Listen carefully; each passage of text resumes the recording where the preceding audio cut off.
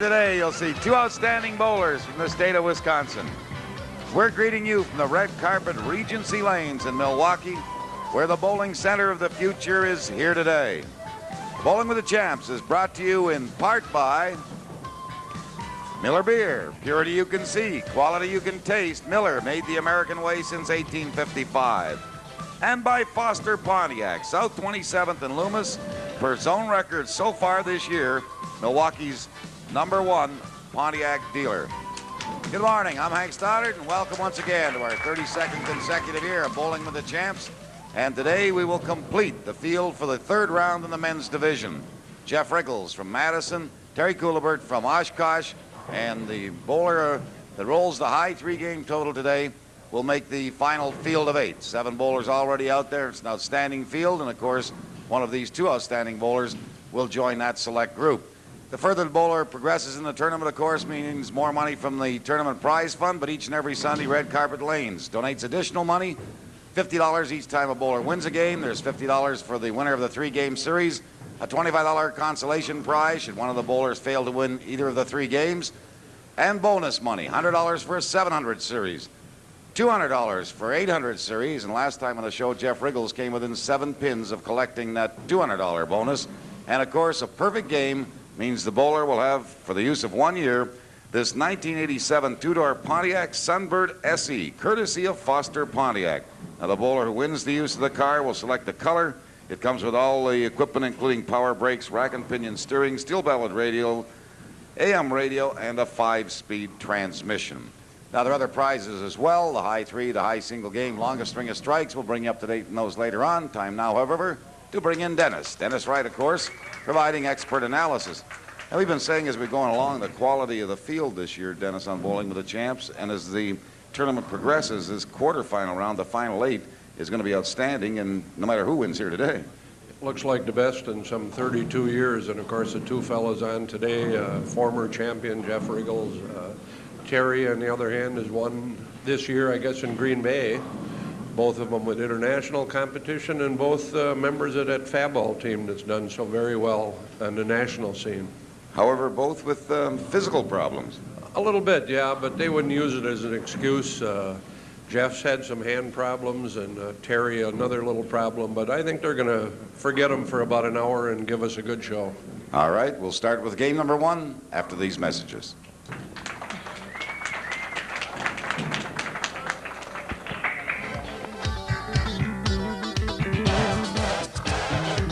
Lowest winning score. Everybody else has shot 700. Do you think we're going to see 700s again today? I asked you that the last 2 weeks, and they made it. I would think so, or very close. Watching them in practice, as I said, they've had some problems, but boy, they seem to be hitting that target, and of course, they're so capable. Jeff had 29 strikes in his last outing. He's been on the tour since that time, got into a little bit of a slump, but maybe this might be just what he needs to cure things. You see the high 3 game for the year on the show, and it says Jeff Richgels, 793. That was his first round score. Now Konachek has the high eligible single, 279, and there's a tie. Jim Albrecht and John Magna for the longest eligible string of strikes in 1 game with 9 apiece. So we're just about ready to go here, and we have 2 people to introduce before we get underway. First of all, this young lady at the foul line is Linda Ferguson, and she's from Tucson, Arizona, and in town to observe our show, so we gave her the most important job in the show. We made her line judge. And of course, our scorekeeper, per usual, is Smiling George Fales, looking bright and sunny on this Sunday morning. We're on lanes 27 and 28 at Red Carpet Regency, and ready to get underway with game #1. This is the second round of the 1986-87 Bowling with the Champs. This was one of the hardest matches I ever had to bowl in my career, emotionally. I was bowling my doubles partner, Terry Kulibert, from the Kendor Fay-Ball days. His father had just passed away, if I remember correctly. He was coming off a bout with Guillain-Barré syndrome, where he was never, ever the same as a bowler after he had that. And he was really struggling on this day. In fact, shortly before this, he wasn't even sure if he was going to be able to bowl. And it was just generally a tough time for him, and it was a tough time for me because I had been out on tour for a couple of months in early '87. Hadn't done anywhere near as well as I had hoped to do and kind of expected to do, or sure had confidence that I could do. Things hadn't gone my way, and he was having a tough time. It was just a rough show to bowl. And if you see the show, the ending is really tough as well. Still to this day, at the time I never saw it because I didn't live in Milwaukee, and I never saw this show until I got the shows after the season was over.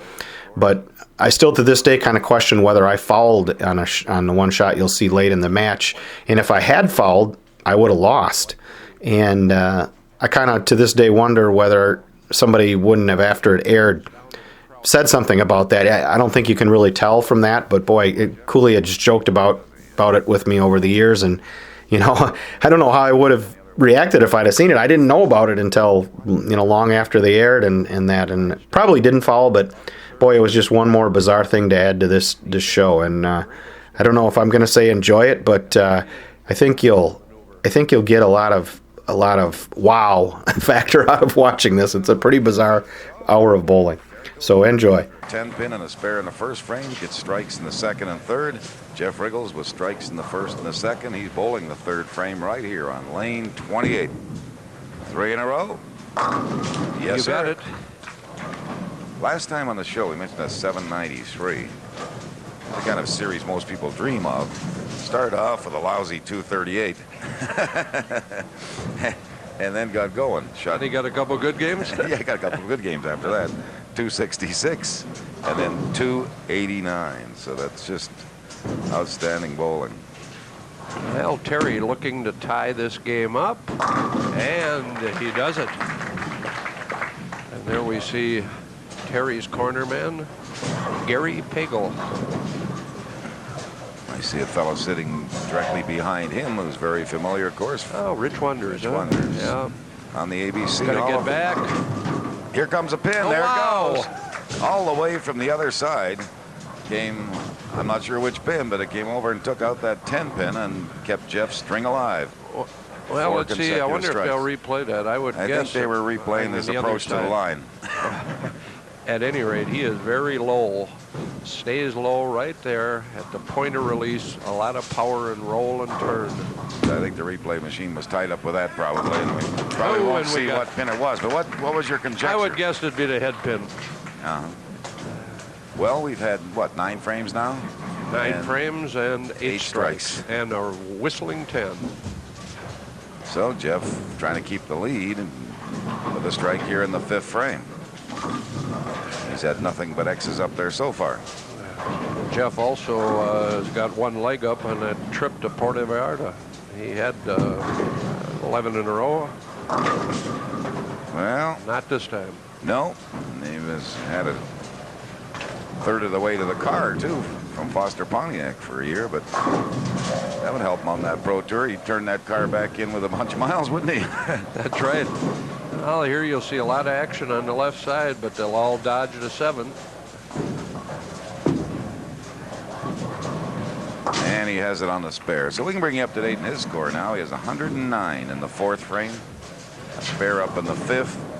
And Terry Kulibert would have, let's see, 80 in the 3rd, and of course strikes up in the 4th and 5th. So Terry could take the lead here with another strike. You got it. Both of them working at 229. Big loft and a lot of turn. I don't know if he liked it. No, sir. No. And you could see the reaction of the bowler. He pulled up a little right at the foul line. Knew he threw a bad ball and got it possible open. You'd almost have to say a likely open, wouldn't you? With that likely open split like that. Right. And here's Jeff back in that pocket, nudged out that 10 pin. So he has 129 in the 5th frame, strike up in the 6th. Terry going for the 2 and left. He's stuck again, Dennis, on that. Yeah, I don't know if it's was it the approach or his shoe? Could be one or the other. Two. It's hard to say. Well, now about a 14-pin lead for Jeff Richgels after the big wide split for Terry and strike working. One bad ball and he paid the penalty. Terry Kulibert, Oshkosh. 26 years old, international competition years ago. Back in.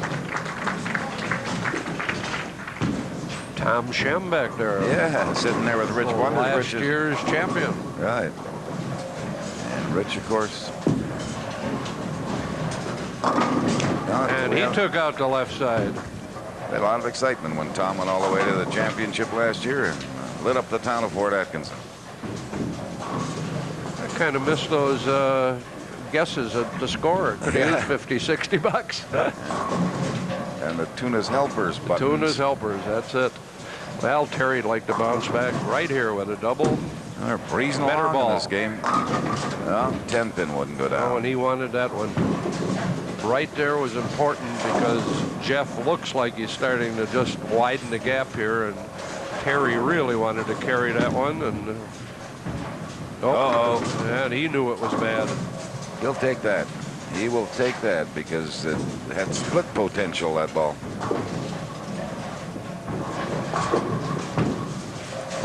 And Terry has the spare. So Terry Kulibert, after 8 frames, has 155 in the 7th, the spare up in the 8th. And we'll see what Jeff does here, and we can calculate the lead. Oh, he chopped it, and that's a big break for Terry and a tough break for Jeff. It really is. That makes this match about a 10-pin difference, still in favor of Jeff Richgels. You know, Hank, Jeff usually comes down here bowling and he's full of pep and vitality and confidence galore. Not today. I know. I noticed that too. There's Terry running one out. And Terry, we mentioned, had both had physical problems. Terry had a nerve condition. He had some kind of virus that affected his nervous system, and he was unable to bowl in the ABC tournament. He's only been bowling back, as we taped this, a little over a week, I think. Back, right. Returned to bowling, and he was saying that he had been very weak. It just weakened his whole system. He said he had about the strength of a 5-year-old. You know, if you look at the size of him, his normal strength would be a pretty high level. I would think so. At any rate, a half hit for Jeff Richgels, and the ball maybe just not quite as sharp on the end. And boy, he slipped rather than sticking, so there might be a little approach problem. Well, he got the spare, which is the main thing, and he avoided the foul. Almost put Linda to work. Really? So we're already into the 10th frame here of game number 1. And Terry Kulibert trails by 5, going up 10 rather, going into the 10th, but he has the advantage of a strike up in the 9th, so it's really close.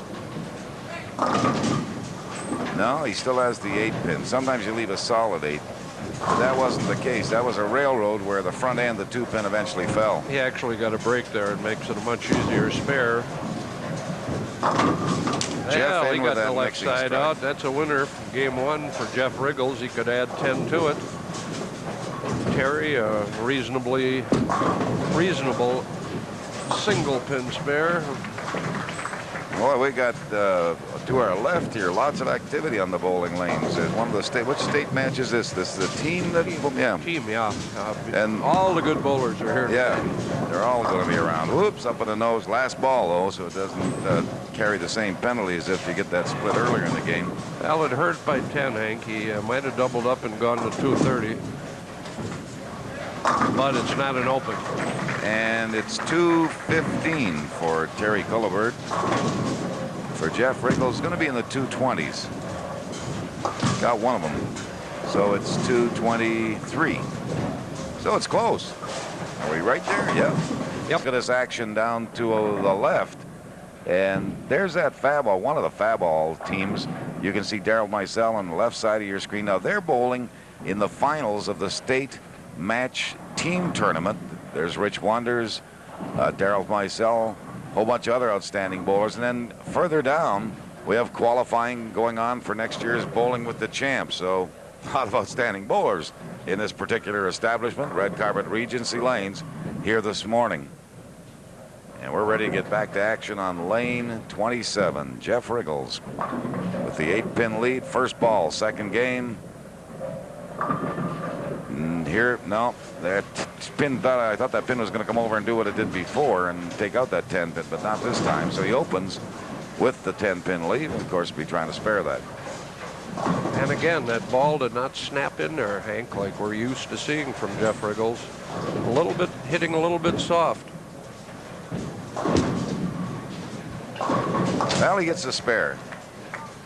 And I think his parents are in the audience. Yeah, there's Mr. and Mrs. Richgels in the back they row, come down second from row. Madison for almost every taping. Watching son Jeff, and his mom keeps score. She doesn't trust you or George. Or I don't blame her. She got a little notepad there, and she keeps the scores. There's Terry Kulibert with a strike, opening up game number 2. And both bowlers 7 strikes in game number 1. Both of them with a 4-bagger. Jeff added a double. 1 open. Also 1 open for Terry, and therefore 8-pin difference. Yeah, the open frame for each bowler hurt the obvious game scores. That many strikes, sometimes you get higher scores. And again, a stick. Yeah, that's right. And look, it really cost him. The washout, not a split, but a difficult conversion. And both of them have, of course, Jeff looked like he slid a little. And watch again. Well, it would be on that left. Going to be right there. Right here. Oh, yep. You could just see the toe wiggling a little. Oh, and he tried for the spare conversion and looked like he had it. Yeah, it didn't happen. Last week we had Nancy Sansoni. She was timing the bowling ball of Dave Albrecht's. 2.4 seconds. About 18 miles an hour, I guess. Oh, you asked her afterwards? Yeah, that was 2 weeks ago when he was 2 weeks ago, against Bob Gorschel. Well, he rolled 7:06, so whatever this, however long it took to get down there, it must have been close to the right speed. That's right. And Jeff carrying that ball very low, comes out of the crouch looking for the double. Well, you know, not a good pocket hit, but it was kind of a pushover on the 10-pin. The 6-pin never got to the 10. Everything pushed back at it. Funny action. Brett Faulkner there in the corner talking things over with Jeff Richgels. And Terry trying to and back in the pocket again, but getting a strike. So a strike, an open, a strike, trailing by 20, and also 8 from game 1. Now watch again and see. Well, if he were a cigar smoker, Hank, he could put a little of those ashes. Yeah, you see did a little jump reminiscent of Glenn Wrench. That's but right. Glenn did it on purpose. Or maybe. Here comes the pin. No, fell sir. off the back. And the half hit would not carry for Terry. Would not carry for Terry. How does that sound? Well, you know, he must feel that it's on the approach and on a shoe, because I haven't seen him check his shoe. Quite often that happens to me. I look and see if there's something on the bottom of the shoe. Maybe you stepped in some water or something like that, but you must know that's not the case. But I know what you're saying, Dennis. If you put a little bit of ashes, cigarette or cigar ashes on the bottom, something that makes you slide more. Right. Well, Jeff looking to increase the lead. Light. Oh, and again, Brett Faulkner looking on. He's getting that 10-pin out in unusual ways. But the bottom line is he's got another three-bagger. That's right. We talked a lot about the fab balls, but boy, we shouldn't forget Clearview window cleaning. Yeah. Sitting in second place at the American Bowling Congress team event with 31.65. Oh, that time that was a ringing 10. Probably threw a better ball than he has in a couple of frames and doesn't get the strike. Who's on that team, Dennis? Well, all those bowlers that are right down the pike here. John Boho, of course, is on it. Niall Conasec was on our show. John Albrecht. Benny Hapes. Yeah, they've all been on. Ed Klein. So what they shoot there, games of 11-11, 977, 1077, 3165. They missed the top spot by about 20 pins, I believe. All right, Terry bounces back. He's doing well on the right lane, having a little bit of trouble on number 27. John Albrecht led that team with 694. Beautiful series. And John, of course, is Jill Albrecht's brother. Jill Albrecht, you're going to see her in the women's finals coming up live on the, and I got to make sure I get the right one. That's at the 6th of June, I believe. I got too much information here now. 6th of June, I had it right. 7 o'clock here at Red Carpet Regency Lane. So make plans to come on out. Jill Albrecht will meet the winner of next week's match between Kathy Vugrich and Jackie Ranso. The men's final will be the following Saturday night on June 13th. Also at Regency, Saturday evening, 7 o'clock live. So come on out on that evening and see the two finalists. We don't have any idea who they'll be, but we know they'll be good bowlers because in our final field of 8, that's all we have. All good bowlers and big scores. And congratulations to Bert and Eddie's Recreation. 75th anniversary of their team tournament, Hank. We had to miss it this year. We were taping when they had their opening squad, which we usually bowl at, but yeah. 75 years, that's quite a record. In that same location? In that same location, that's right. Well, there's that ball that just isn't quite typical Richgels, but he left the 7 this time. He didn't quite make it all the way into the 1-3. So let's get you up to date with the score here in game number 2. It's 119 in the 5th for Jeff. Strike up in the 6th. If he brings it in, of course, that'll be 139 with the spare in the 7th. And the Eddie from Bert and Eddie's would be Eddie Barbian, and that's Don Cook's grandpa. Really?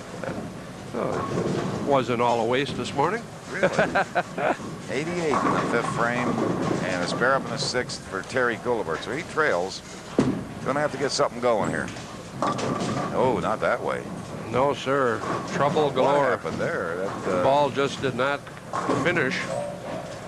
And the 2, the 4, and the 10. Unusual split, a little bit easier than a 4-6 or a 6-7. This is makeable. You got to get that 2, I guess, going over to get the 10 pin.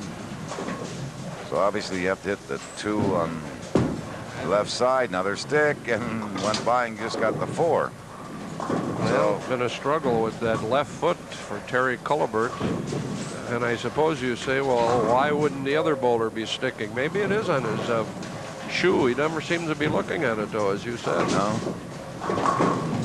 And there's so many things about this game and any other sport that are psychological. When you stick once, and then you're afraid of sticking. And sometimes those kind of things are self-fulfilling. Not that you want them to be that way. Well, he bounces back with a strike, and last night while dining at Kip's, I ran into Hank Minch, and he gave me heck for not. He says, all you guys talk about is the Peterson Classic. Don't you know we got a great tournament in town, the Hank Minch Classic? And yeah, it is a good tournament, and 8-gamer, similar to Peterson's, but Peterson been around so long, I told him that it's a tradition in an old crummy, scrubby house, and why we go down there, only we know. But anyway, Hank Minch, good tournament. Pays, I think, $10,000 first place. So. Yeah, and it's been around for years, too. Right. There's Jeff Richgels carrying out all of them, but including the 4. I thought he might be a smidgen high, but 4 went down.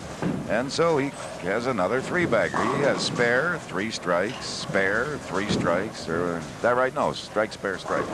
In any case, he does have the lead. And here's Terry. Here's that approach. This time, no stick. And it worked. And yeah, strike. So up in the 9th frame. Going into the 9th frame, it's about a 46-pin lead. 46-pin lead, right, in game 2. So Jeff will have a pretty decent shot at 700, Hank, if he has a decent 10th frame. Of course, light and making it, yes. I don't think you're going to see him challenge his own high 3, though, with that 793. Not a chance. Not when you start off with a 223, which is a pretty good game, but you're going to shoot up threatening that 800. Mathematics dictates that you got to get all high games. Well, one more for a 200 game here for Terry, and not out of it yet. Looks good. Yeah. So Terry with a bit of adversity, a couple of opens as a result of a washout and a split, and on both those occasions he stuck at the line. Really hurt him. Exactly. He might want to think about this one too, Hank, as our viewers and you and I know, you can take the 5-strike finish into Game 3 and continue on for the longest string. Yeah, coming over. Right across in front of the 10 pin. And there we see some outstanding bowlers. Darryl Mizell, Rich Wonders, and Steve Grisanti. Grisanti, yeah. I used to bowl with his late father, who was a Dave Grisanti. And Steve's a good bowler now.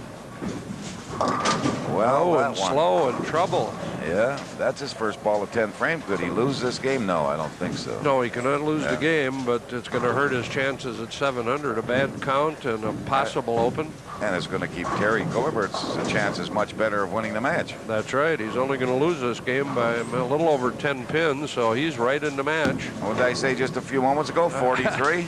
And here further lessening of his score as he doesn't get any of the 3 pins that were up there. So he ends up with 210. 210. The physical problem with Terry and the nerve condition. And Jeff, a couple of years ago, Dennis had a wrist problem, but that's not related to what his problem is now. No, he's got finger problems, he's got thumb problems, and he's got confidence problems, and you can see it. I think last year, earlier this year, going into the 10th frame, he'd have jumped all over Terry. He led him right in the match right now by giving him that open in the 10th, and it's anybody's match. I would assume one of the problems is that if you keep bowling, it doesn't improve. Your fingers and thumb wouldn't heal. Well, that's right, and he's been on the tour, and of course you go from town to town, different conditions, and when you start to bowl bad, it just gets magnified because you're in a different condition all the time, and he's really down at a low ebb, but he's still a capable bowler. We got, Georgeville's in such outstanding shape, and we're going to show you now how George keeps in shape. Here he is. Look at this. Here he comes running up the lanes. Now, isn't that something? Look at that. Now, you're going to say, what was that all about? Well, between games, between the second and third game, a pin came out into the channel, and George acted as pin chaser and went down and got the pin, and it was jogging back there. Great form, George. Well, Terry knows he's in it, and he got a reprieve. He had a couple tough frames in game number 2 where Hank mentioned he's been sticking a little. Looked pretty good on that delivery, and I think this one will go down to the wire. Now it looks like down. Jeff. Yeah, and that ball had nothing on it, and he's looking down at the approach. Right. So you had said earlier it was just seemed to be Terry only. Yeah, but it must be the approach. Now we see Jeff. Or sometime, well, of course, one bad shoe can carry the substance on the approach and have it affect the other bowler. Going to make it back? No, sir. Whoa. Well, this match is up for grabs, folks, because Terry with a strike in the first frame of game number 3. Jeff Richgels with an open. We're mentioning the field. The winner here today completes our quarterfinal field, and we still have the potential for a all-Oshkosh final because Jeff Nimke's at the top of the draw, and should Terry Kulibert win this one, he'd be at the bottom, and of course both from Oshkosh. So our field in the quarterfinals, going into the semifinals, Jeff Nimke of Oshkosh will meet Ivy Morehouse of Milwaukee. Now in the second round, Jeff Nimke shot 743, Ivy Morehouse 722. So outstanding scoring from those two. You have to expect a great match. Then we'll have Jim Albrecht of West Bend against Niall Konachek of Wind Lake. And Jim Albrecht rolled 693 to get to the third round. Now Konachek 750, and in the first round now at 782. And Terry Kulibert is making his move. And he moved right by Jeff Richgels, and Jeff left a 10-pin, almost missed it by, again, sticking on the left side, and Terry in the lead in the match. And what is it, a little pin jam up on lane 28? Yeah, both of them on the 7-pin side there. Yeah, we do have some pins down. There they are. 2 of them sitting there cozying up in the channel. Could we send George down one more time? That'd be going to have to make great. The run again? He's shaking his head no, Dennis.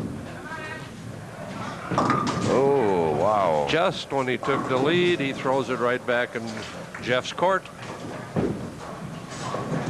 Yeah, a strike there would have been a major factor, perhaps. The open, is, of course, not assured, but certainly very likely. Although this can be made. Giving it a whirl. Whoa! Oh, I thought he had excellent it. try. Yeah. So 55 in the third. Jeff working on at about 49 in the third. So he's back in the lead if he marks. And those pins disappeared. Our third match in the quarterfinals will bring together Gary Darashevsky, and he got there with probably the best match of the year so far on our show. We've got a problem. What's our problem with the scoring up there? Yeah. The automatic scorekeeper has gone on strike or something. It quit after the second frame. And you see that Terry has already completed the third frame. I think it filled in now. Did it do it? Yeah. All right. Didn't go on strike, just went Took a little out for nap. lunch. So it appears that we got the scoring situation settled. I was saying Gary Darashevsky will go against Dave Albrecht. Albrecht rolled 706 to get into the third round. Darashevsky rolled 751 and got there in our match of the year because he beat John Magna by 3 pins, 751 to 748. What a morning that was. And then, of course, the final quarterfinal match will be Daryl Meisel of Muskego, who won last week on the show with a 705 over Lenny Borish, against the winner of today's match. So what a field we'll have coming up. And while you were explaining all that, lane 28 is acting up a little. Oh, we got a pin halfway. Yeah, the rake, the sweep that comes down, kicked that pin forward. I think we're going to have to get George to do his thing again. I think so. Oh, boy, this is a funny match. Flip-flopping, doesn't it? Really does. Pocket 7-10 split. And you would expect an open there. Well, we got that pin problem taken care of on 28, but the big problem is 27 for Jeff Richgels. Where'd that pin go? I was looking over at Jeff. Did somebody come out and grab it, or what happened? Well, he's got the big long stick he from the pulled back. there, Okay. right? Okay. Yeah, there are people behind the pin decks. If you've never been behind, if you're at a bowling alley sometime and it's not all that busy, if they're real busy, perhaps they might not want to be bothered with you. As Terry Kulibert gets a strike in the fourth, but it's interesting to go back behind the pin decks and watch those machines in action. It's amazing what those machines really do. Well, I'll tell you, the old master computer is having a little problem, hey? It's got a wrong score again? Yeah, it's only in the second frame for Richgels, and I know he's already bowled 4 frames, so George does have the official score right down there, so we'll try and keep you abreast. Hey, and guess what frame this was? The 5th frame. While we're trying to keep up on the scoring problems, almost forgot Miller time. 5th frame, 3rd game. Each round of Bowling with the Champs. Miller made the American way. Presents special awards to the bowlers. And in this second round, the special prize is a Sony AM/FM clock radio. A 7-pin prevented Terry Kulibert from winning it. He does have the spare. And Jeff Richgels is going to shoot the 5th frame now with a chance to win the clock radio. Trailing by 18, I think Terry wanted that double. He could have stretched his lead out. Jeff with a couple open frames, but as you say, looking for the clock radio and looking to get back in the match. The ball has no authority on the end. It's got a tough one. Yeah, tough spare. Now, if he makes this, he will. There's the clock radio. No, neither bowler won it this morning for Miller. If he converts this, Dennis, he would be 18 down in the game and 2 down in the match. 2 down in the match. Tough conversion. Covered it nicely. So we're going into the final 5 frames with a 2-pin difference. And for the first time all morning, really, we've got a new leader, Terry, because he did not lead at any time through the first 2 games. Just checking to make sure I'm accurate there. He took a short lead in the second frame of this game. And again, ball just not hitting with much power. And you see his reaction. He's not, as you said, when I came in this morning and first said hello, Jeff, he said hi. Yeah, that's right. Didn't bubble over. No, and he's usually so bubbly. And how you been? What's going on? You know. And this morning he did seem rather subdued. So. But at any rate, he's just 3 pins behind, so there's a lot on the line. $6,000 to the winner. I talked about the psychological aspects of the game, and confidence has a lot to do with it. Would you agree, Dennis, when you're on a roll and you just feel, hey, I can do anything? And absolutely. No doubt about it. And it affects the physical results, really. A hand doesn't feel right. You can talk yourself in and out of a lot of things, I think, in all sports. Well, that strike by Terry certainly helps. All strikes, obviously, are going to now be important, and Jeff Richgels having trouble getting strikes in his third game. 1 strike through 6 frames. Very un-Jeff Richgels-like, if there's such a phrasing. And, he wow, thought he there's had been it. some tough He breaks. was walking that one out, Dennis. And 4-9 jumps up when he thought it was a strike. There was no doubt from his body action that he felt he'd thrown a strike. And I think you feel that way. A 4-9 is really a ball that you felt you've turned well, and you like the position of it. And it's so quick, and it's a tough break, very bad break, and it's back and forth again, as you said. Yeah. This is makeable. If he leaves it open and Jeff marks, Jeff will bounce back in the lead by a few pins. How about it? No, Ooh, sir. And that may hurt. Well, these 2 bowlers now aren't worrying about any bonus money for 700 series. It's a battle for survival here. And there'll be no 700 in this match. Well, we better bring you up to date in the score, because some people This do is keep unofficial, score. though. Hey? Yeah, because the scoring went out. And I've got Dennis's unofficial. George is keeping the official score down there. And it's 121 in the 7th frame for Terry Kulibert following that open. And Jeff Richgels gets a strike in the 7th, so he has 96 in the 6th, a strike up in the 7th. So we'll try to keep you up to date in those scores. 121 through 7 frames for Terry. He had 113 in the 6th, and then it opened 121. Jeff with 96 in the 6th, strike up in the 7th, looking for a strike in the 8th. He got it back together for that double. Really does. That's the lead in this game, Hank, so he added a little bit to his 16-pin advantage. And a couple real bad breaks in the 5th frame and the 7th frame for Terry Kulibert. A ripping 7-pin here. Could have been a triple and then a 4-bagger with the 4-9. So not very lucky. Back in? Yes. Yeah, if Jeff does hang on a win, the key one has to be that 4-9 in the 7th frame. Gave him an open, and Jeff came back with a double. So they both have strikes up in the 8th. Jeff with the 1 in the 7th as well. And we go into the 9th frame of game number 3 with the match still in doubt, but with Jeff Richgels back in the driver's seat. 21-pin advantage. Terry could get 10 back right here. He could get 10 back here, and does. Now he ran that out the same as the last time he bowled in that lane in the 4-9, and you wonder how much difference was there. Not a great deal, but at any rate, he now is trailing by 1 mark, about 11 pins, depending on Jeff's count, or Jeff could, of course, get the 10 right back, working on a double. A little bit better speed, but never going to get back. Oh, wow, is that trouble. A washout in the 9th frame, and this thing, it just almost seems like one will take control and then can't hang on to it, and the other one will come back on top, and then something happens to him. And the devil jumped up and grabbed Jeff Richgels here in the 9th frame. A spare here would be important for him. Very much so. Very much so. Not going to make it. Open frame, 9th frame he has.